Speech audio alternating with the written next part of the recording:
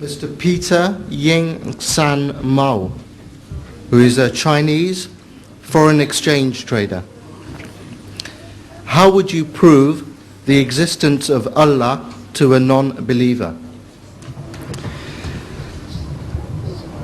Existence of Allah can be proved to the non-believers by looking at the creation of the world, at everything.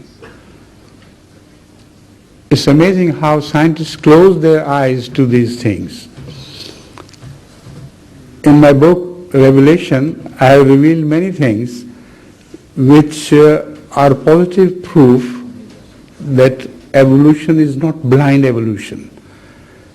Everything created has a purpose and has a mechanism which cannot come into being automatically through any evolution. First of all, there was a question of genes, and the scientists know that there are genes and they cannot give any evidence of their evolution. Where did they come into?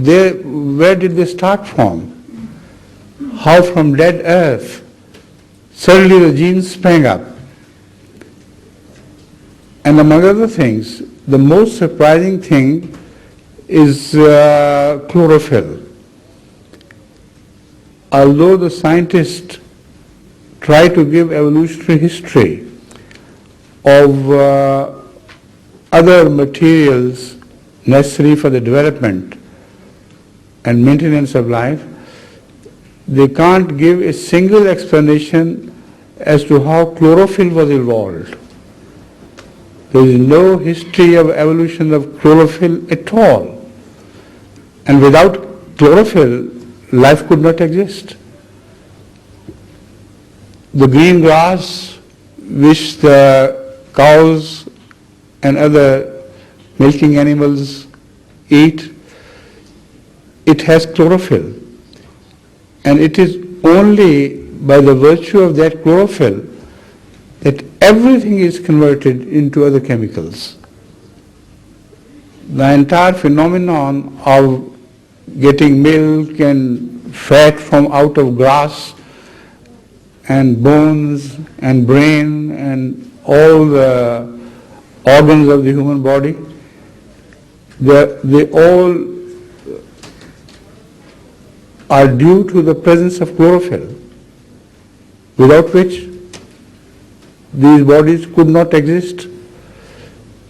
So to cut the matter short, I'll advise you, if you know English very well, I hope you do, to get a copy of my book Revelation and go through this chapter. You'll be amazed to find that the question raised against the scientists which can never be answered by them. I go for a morning walk daily where I hear nowadays the sound of woodpecker.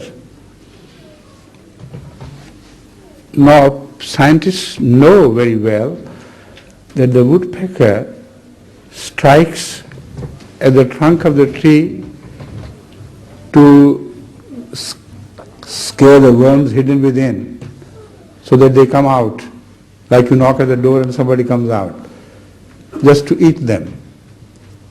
But they strike so hard that their brain should have gone out of, it would have gone kaput completely by the first or two strikes only. But they have a cushioning system between their beaks and the brain. And that cushion which is created in between, which does not exist in the form of, in the beak of any other bird, only in the beak of the woodpecker.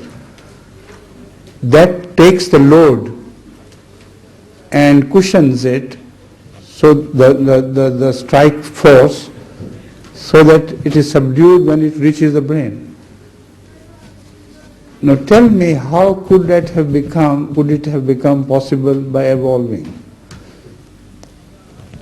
when was the first woodpecker created? And if he stuck with the same pose, he would have been destroyed and killed. But how many generations of woodpeckers were killed before they evolved to this state? When they were killed, what was left there for evolution at all to work on woodpeckers? So if you open your eyes, you can see the existence of God day and night in everything created. Consider yourself. You have a beautiful design. You have eyes, you have brain, you have ears. And whatever the message of eye to the brain is conveyed through some ducts with electrical messages. And they are preserved in the brain somewhere. So much so that you remember the incident of seeing something from your childhood, and it is preserved in the brain, and you, whenever you want to recall it, you immediately get it. Where is it preserved and how this system of brain works and so on and so forth? The tales you can tell about your own body are unlimited. What the scientists have studied about the brain is only superficial so far. But volumes upon volumes are written about the surface of the brain. What is happening inside it, they don't know. So if you want to learn about the existence of God, try to look at the things around you with contemplation and depth. And try sometimes to think about yourself. How were you made? How your eyes came into being? How the complicated system of your ears came into being?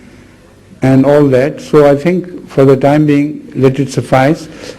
And I hope you will read the relevant chapter in my book, Revelation, where all these things are answered.